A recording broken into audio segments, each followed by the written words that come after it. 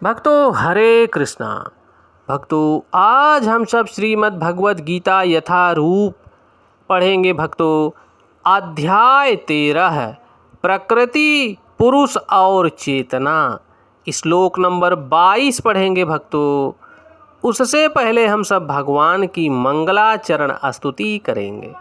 ओम अज्ञानतिमिरन्धस्य ज्ञानाञ्जनशलाकया चक्षुर्मिलितं येन तस्मै श्रीगुरुवे नमः।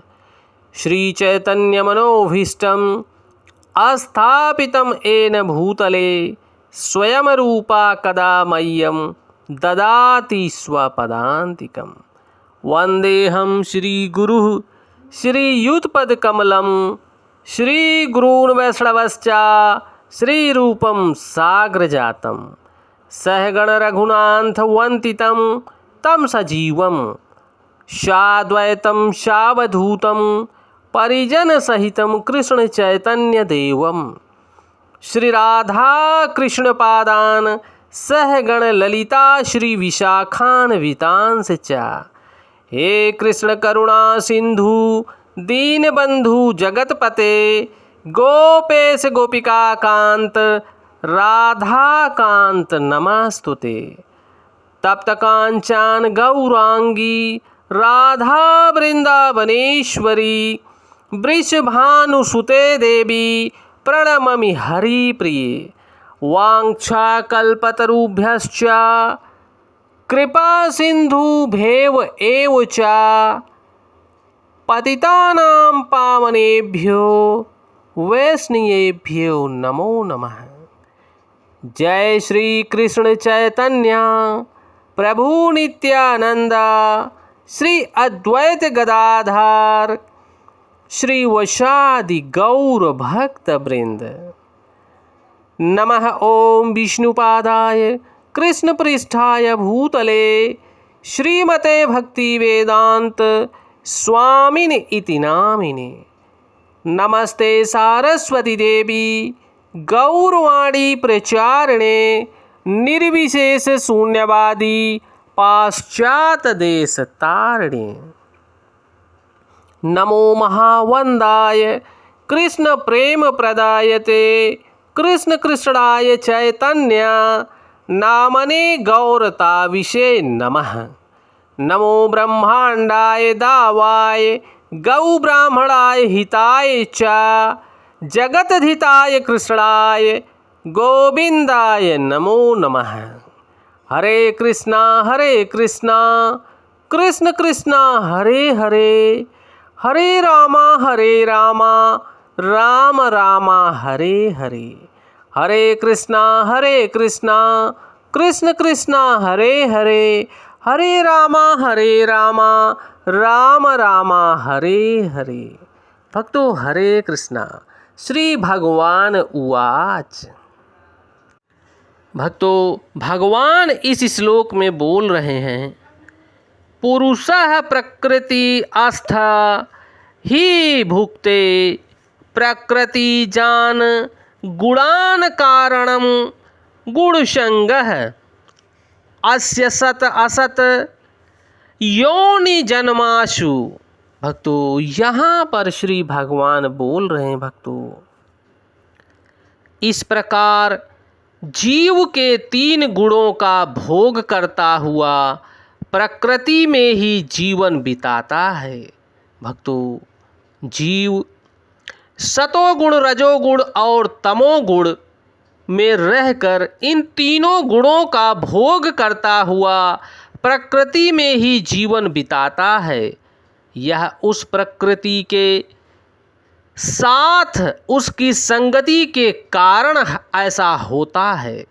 इस तरह उसे उत्तम तथा अधम योनि मिलती रहती है। भक्तों यहाँ पर Jagat Guru his divine grace AC भक्ति वेदांत स्वामी श्रील प्रभुपाद भक्तों तात्पर्य दे रहे हैं। भक्तों यह श्लोक यह समझाने के लिए महत्वपूर्ण है भक्तों कि जीव एक शरीर से दूसरे शरीर में किस प्रकार देहांतरण करता है। दूसरे अध्याय में भक्तों बताया जा चुका है कि जीव एक शरीर को त्याग कर दूसरा शरीर धारण करता है। जिस प्रकार कोई वस्त्र बदलता है, वस्त्र का परिवर्तन इस संसार के प्रति आसक्ति के कारण है। जो जीव इस संसार में आसक्ति बनाए रखता है, पत्नी, पुत्र, पिता, माता, धन संपत्ति, भूमि, राज्य, देश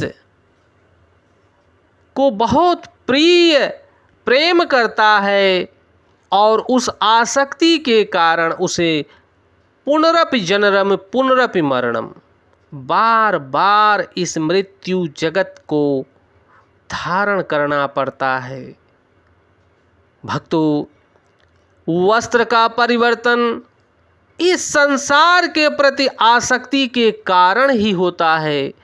जब तक जीव इस मिथ्या प्रकाट्य पर मुग्ध रहता है, तब तक उसे निरंतर देहांतरण करना पड़ता है और नया शरीर प्राप्त करता रहता है।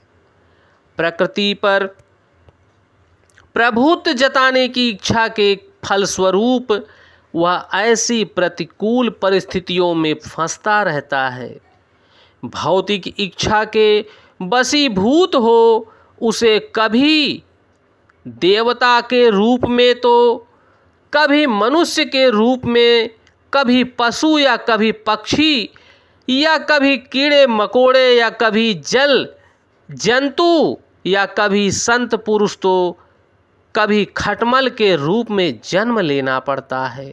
भक्तों, यहाँ पर देखिए गुरु महाराज बता रहे हैं भक्तों कि भौतिक इच्छा के वशीभूत होने के कारण उसे कभी देवता का शरीर प्राप्त होता है, तो कभी मनुष्य का रूप प्राप्त करता है, तो कभी पशु योनि में चला जाता है, कभी पक्षी योनि में, तो कभी कीड़े या कभी जल में रहने वाले जंतुओं की योनि में चला जाता है, कभी संत पुरुष तो कभी खटमल के रूप में उसे जन्म लेना पड़ता है।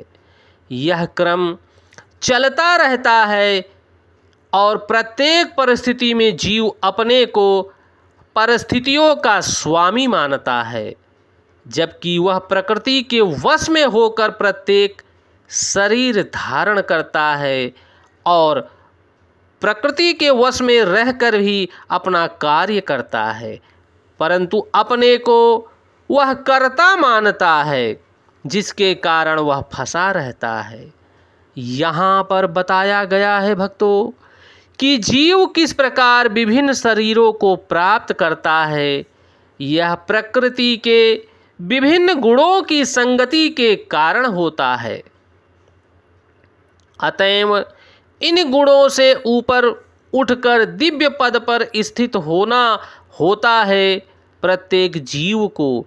यही कृष्ण भावना अमृत है भक्तों, जो कृष्ण भावना अमृत कहलाता है। कृष्ण भावना अमृत में स्थित हुए बिना भौतिक चेतना को मनुष्य को एक शरीर से दूसरे शरीर में देहांतरण होना पड़ता है। देहांतरण होने के लिए बाध्य करती है ये प्रकृति, क्योंकि अनादिकाल से उसमें भौतिक आकांक्षाएं व्याप्त रहती हैं।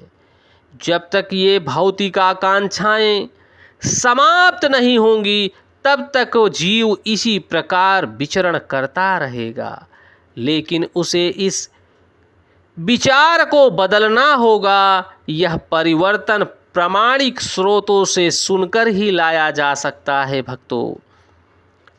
इसका सर्वश्रेष्ठ उदाहरण अर्जुन हैं, जो भगवान श्री कृष्ण से विज्ञान श्रवण करते हैं। श्रीमद् भगवत गीता का विज्ञान, ऐसा विज्ञान श्रवण करते हैं जो मनुष्य जीवन का विज्ञान है।